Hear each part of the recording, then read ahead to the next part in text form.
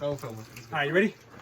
Action. Action! Action. Okay, so some folks in the fan club, trolls on the internet, they don't know what this is, and they've been making fun of me for years. But actually, when they make fun of me, it really just lays out their own ignorance.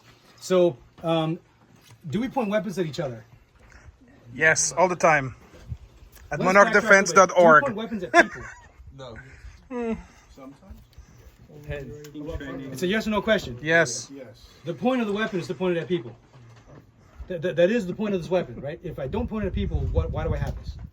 Now, who I pointed at is a different conversation. We're very clear about that conversation. We're very choosy about who we pointed at. Having said that, now let's suppose this is boxing. Let's suppose we're training martial arts. Do we hit each other? Do we point weapons at each other? Yes.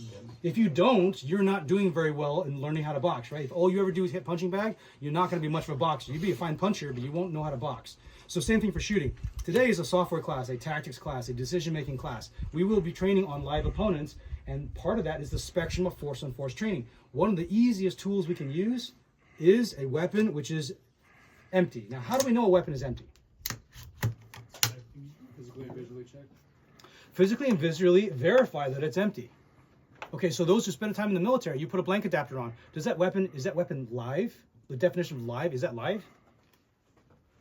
I don't know if you guys have ever tried that, but real bullets will go right through the blank adapter. The blank adapter on a U.S. military weapon is designed to not damage the weapon. But if you fire a bullet, it'll go right through the blank adapter, right into the person you pointed at. And so when in the military, we train weapons at each other all the time with blanks or blank adapted weapons. Those are all live weapons, right? Now, on the other hand, if I take this device here and I put this device into my weapon, what is this device going to do?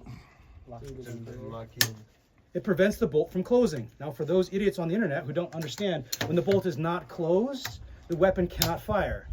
If there's a thing in the chamber obstructing the chamber, I cannot load something into the chamber. Therefore, is this a live weapon? No. This is a defunct weapon, okay? It's a defunct weapon. It no longer functions. It is a broken weapon. That's why we do this, to point this at each other. That's the whole point. Because if we're not learning, or if we're not pointing at each other, we're not going to be able to learn this type of tactics, okay? It's that simple. So, chamber safety flag. I've got a lot for you guys. You guys will be able to grab them later. We're going to continue. But see, this weapon is now completely inert. It's just a thing, all right?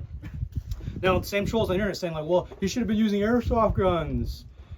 How do you unload an airsoft gun?